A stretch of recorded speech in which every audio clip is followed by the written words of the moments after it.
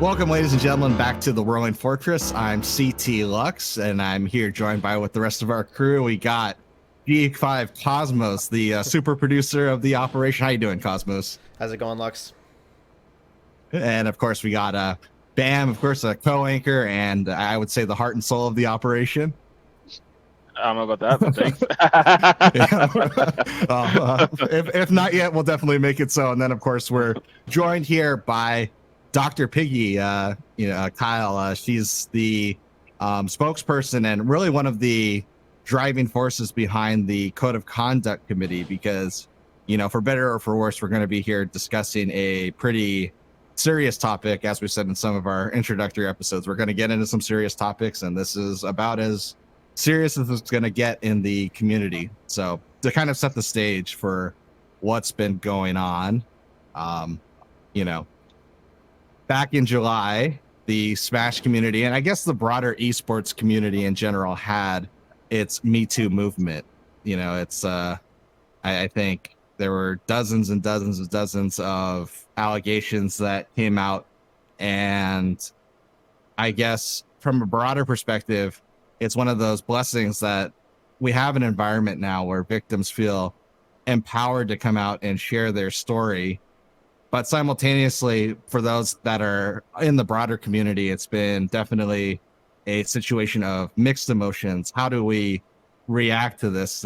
How do we go through and move forward, especially when we're so close to the situation? A lot of times in these situations, you have it's one thing to read about someone else or someone that you don't know having this happen, but then another thing to have it be someone that you're really close to, one of your friends, one of your community members. So it's just one of those situations where I think we have both, responsibility, but moreover an opportunity to have meaningful discussion, but also a chance to have a meaningful change in the community. So something like this ultimately doesn't happen again. So, kind of going into it, as I mentioned, Dr. Piggy has been the head of the Code of Conduct Committee, and recently she put out a really fascinating article. We'll go ahead and link that in the description of the video for you guys to check out that are watching it at home. So, Dr. Piggy, how are you doing with everything that's been going on? The last few days have been kind of crazy. I'm just trying, every day, do a little work, do a little something for myself, and just try to keep my head above water. Right. You got to, absolutely. Yeah. I read the article and it really struck to me because I think, full disclosure for everybody that's watching, I'm a very big fan of, not just Dr. Piggy, but what the Code of Conduct community has been trying to achieve from its inception. I think it's one of the most necessary and, one of the best ways that we could really organize as a community to have meaningful action. But, I think when I read the article, it kind of, and don't take it the wrong way, but the article really made me sad. Yeah. Let me read a quote that you wrote in it, and, we can kind of look into it.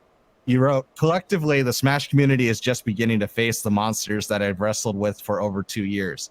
And as everyone reels in horror, takes up arms, demands justice, lashes out, tries to process these emotions that are as familiar to me as the back of my hand, ironically, I've run out of gas."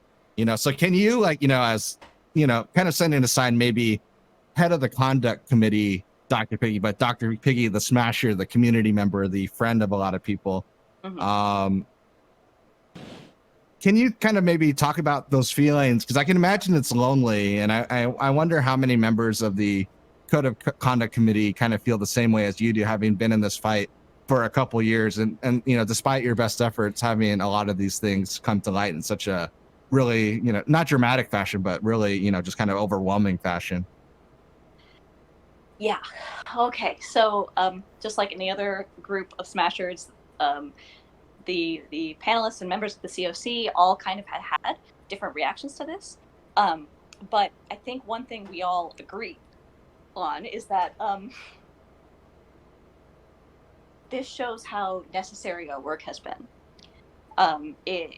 And for some people, that has come with, like myself, that has come with frustration. Like, Other people are only beginning to realize why this work is necessary, right? That's one feeling. But then there are people that are inspired, that are like, this is the perfect opportunity for us to grow our influence and reach more people, and try to create safety in the broader community. I think a lot of us have seen the same harassment on the same, I'm not the only person that runs the public facing accounts. So anybody who opens up those DMs is going to see all of the crap that people send us. And it's I don't know, the people that work the hardest, I find, we're getting tired. And that's just a natural result of fighting for something for so long that doesn't, without having support. Right.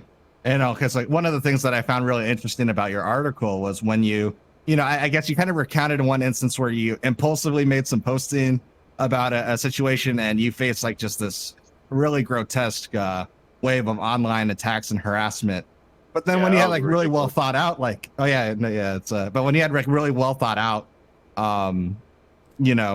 decisions based off the committee and, really justifiable things, still you face like this just grotesque wave of online harassment and attacks. And so I just kind of wonder, is it really possible to filter out some of the bad faith attacks coming from people that are, just kind of abusing each other, as opposed to some of the more well-meaning critiques? Like it kind of feels like sometimes they get lost in the sauce and then turn into one and the same, and all of a sudden you're just kind of facing this wall of negative emotions, despite being in the fight to really do better or do good by people. Yeah. So I think that's one thing that it took me a long time to learn, because I'm used to reading whatever somebody says and assuming that they mean it, and trying to take them seriously and understand that like they come from a different point in their life.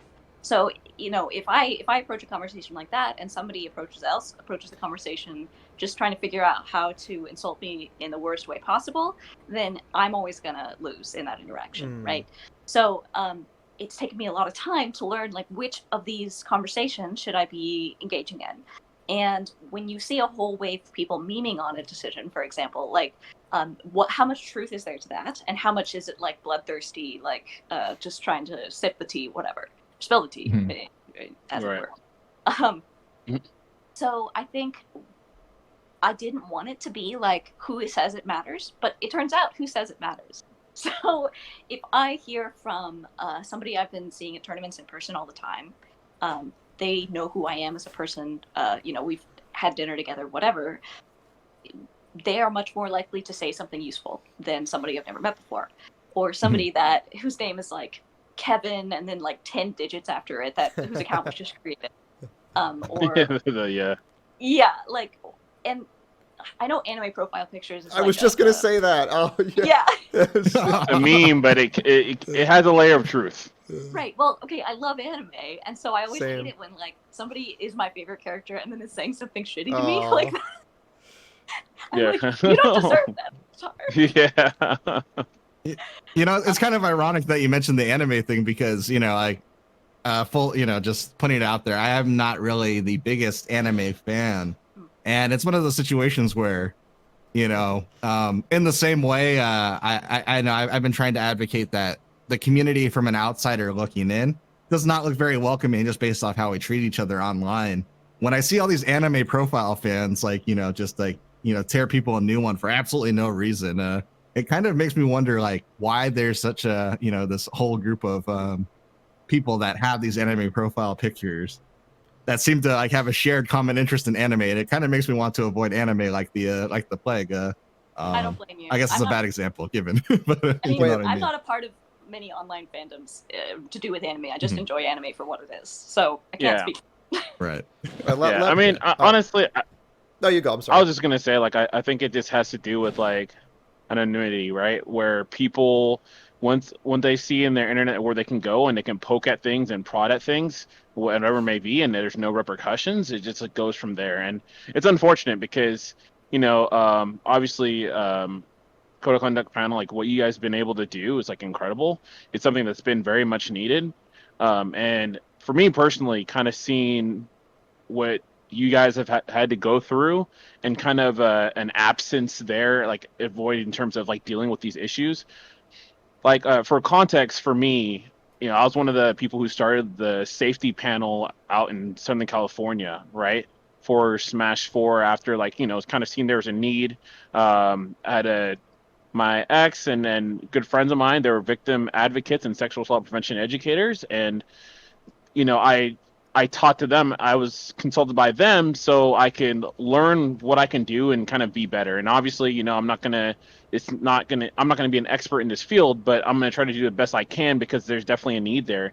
And it was always so puzzling for me that there's like a lot of regions, they don't have anything even remotely like that, and just there's so much weight on your shoulders, especially you, because you are like the face of the code of conduct panel, and because of that you've taken so much flack for it.